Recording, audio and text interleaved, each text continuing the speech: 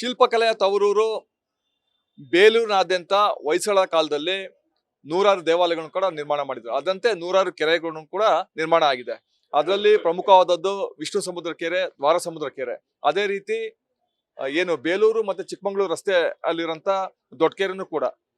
ಈಗ ದೊಡ್ಡಕೆರೆ ಹಲವು ವರ್ಷಗಳಿಂದ ನೆನೆಗುದ್ದಿ ಬಿದ್ದಿರುವಂತದ್ದು, ಪಾಳ್ ಬಿದ್ದಿದೆ. ಮತ್ತೆ ಕೆಲವು ಭಾಗ ಒತ್ತುವರಿ ಆಗಿದೆ, ಮತ್ತೆ ಪಾಳ್ ಬಿದ್ದಿದೆ. ತಮ್ಮ ಗಮನಕ್ಕೆ ಇದೆಯಾ ಇಲ್ವಾ? ಮೊನ್ನೆ ನಾನು ತಮ್ಮ ನ್ಯೂಸ್ನಲ್ಲಿ ನೋಡಿದೆ. ನಾನು ಬಹುಶಃ ನನಗೆ ಒಂದು ಈ ಸಂದರ್ಭದಲ್ಲಿ ತಮ್ಮ ಟಿವಿಗೆ ನಾನು ಅಭಿನಂದನೆಯನ್ನ ಸಲ್ಲಿಸಬೇಕು. ಯಾಕೆ ಅಂದ್ರೆ ಹಳೇಬೀಡಿನಲ್ಲಿರ್ತಕ್ಕಂಥ ಒಂದು ಕೆರೆಯನ್ನ, ಬಿದಿರಿ ಕೆರೆಯನ್ನ ಸುಮಾರು 27 ಎಕರೆಯನ್ನ ಮುಕ್ತಗೊಳಿಸ್ಲಿಕ್ಕೆ ತಮ್ಮ ಸಹಕಾರವನ್ನು ಮಾಡಿದ್ರಿ. ನೀವು ಸಹಕಾರ ಅಲ್ಲ, ನನ್ನ ಸಹಕಾರ ಅಂದ್ರೆ ನನ್ನ ಜವಾಬ್ದಾರಿ, ಅದು ಕ್ಷೇತ್ರದ ಜವಾಬ್ದಾರಿ. ಆದ್ರೆ ನೀವು ಸಹಕಾರ ಕೊಟ್ಟು ಅದನ್ನು ಮುಕ್ತಗೊಳಿಸಿದ್ರಿ.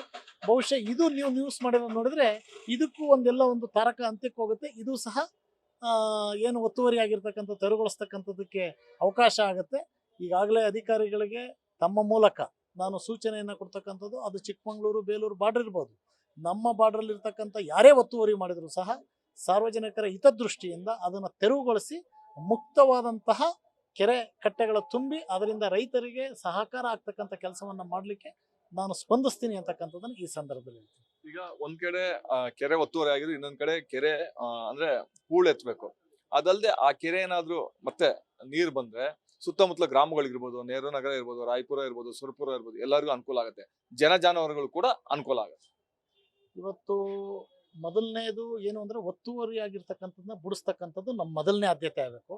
ಅದಾದ ನಂತರ ಸರ್ಕಾರಕ್ಕೆ ಪ್ರಸ್ತಾವನೆಯನ್ನು ಸಲ್ಲಿಸಿ ಹೂಳೆತ್ತಕ್ಕಂಥದ್ದು ಎರಡನೇ ಆದ್ಯತೆ. ಮೂರನೇ ಆದ್ಯತೆ ಆ ಕೆರೆಯನ್ನ ತುಂಬಿಸ್ತಕ್ಕಂಥದ್ದು ಆಗಬೇಕು. ಕೆರೆಯನ್ನ ತುಂಬಿಸೋದ್ರಿಂದ ನೂರಾರು ಸಮಸ್ಯೆಗಳಿಗೆ ಪರಿಹಾರ ಸಿಗ್ತಕ್ಕಂಥದ್ದು.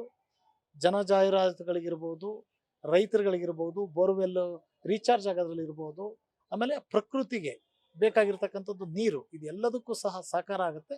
ಇದನ್ನ ಖಂಡಿತವಾಗ್ಲು ತಾವು ಒಂದೊಂದು ಒಳ್ಳೊಳ್ಳೆ ವಿಚಾರಗಳನ್ನ ಸಮಾಜಕ್ಕೆ ಬೇಕಾಗಿರ್ತಕ್ಕಂಥದ್ದನ್ನ ತಮ್ಮ ಟಿವಿ ಫಸ್ಟ್ ಟಿವಿ ನ್ಯೂಸ್ ಮಾಡುತ್ತಲ್ಲ, ಅದಕ್ಕೆ ನಿಮ್ಮ ಬಗ್ಗೆ ನನಗೆ ಅಪಾರವಾದ ಗೌರವ. ಯಾಕೆಂದ್ರೆ ಉದಾಹರಣೆಗೆ ನನ್ನ ಕ್ಷೇತ್ರದಲ್ಲೇ 2-3 ವಿಚಾರಗಳನ್ನ ಮಾಡಿದ್ದೀರಾ. ನಿಮಗೆ ನಾನು ಮೊದಲನೇದಾಗಿ ಅಭಿನಂದನೆ ಸಲ್ಲಿಸ್ತೀನಿ. ಇದಕ್ಕೂ ಸಹ ಪೂರಕವಾಗಿ ಏನು ಮೊದಲನೇದು ಒತ್ತುವರಿಯನ್ನು ತೆರವು ಮಾಡ್ತಕ್ಕಂಥದ್ದು, ಎರಡನೇದು ಹೂಳನ್ನ ಎತ್ತಕ್ಕಂಥದ್ದು, ಮೂರನೇದು ನೀರು ತುಂಬಿಸ್ತಕ್ಕಂಥದ್ದು.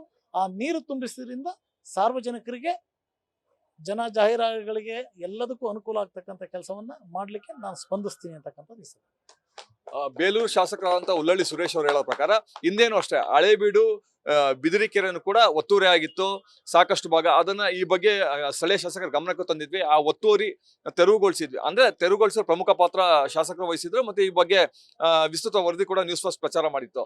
ಅದರ ಬೆನ್ನಲ್ಲೇ ಇದೀಗ ದೊಡ್ಡಕೆರೆ ಅಂದ್ರೆ ಏನು ಚಿಕ್ಕಮಗಳೂರು ಮತ್ತೆ ಬೇಲೂರು ರಸ್ತೆ ಅಲ್ಲಿರಂತ ದೊಡ್ಡಕೆರೆನ ಹಲವು ವರ್ಷಗಳಿಂದ ಪಾಳ್ ಬಿದ್ದಿರಂತದ್ದು, ಮತ್ತೆ ಹೂಳೆತ್ತಿಲ್ಲ. ಈ ಸಂಬಂಧಪಟ್ಟಂತೆ ಸ್ಥಳೀಯ ಶಾಸಕರ ಗಮನಕ್ಕೆ ತಂದಾಗ್ಲೂ ಕೂಡ ಸ್ಥಳೀಯ ಶಾಸಕರು ಸ್ಪಂದಿಸಿದರೆ ಕೂಡಲೇ ಒತ್ತುವರಿಯಾದ ಜಾಗವನ್ನ ನಾವು ತೆರವುಗೊಳಿಸ್ತೀವಿ.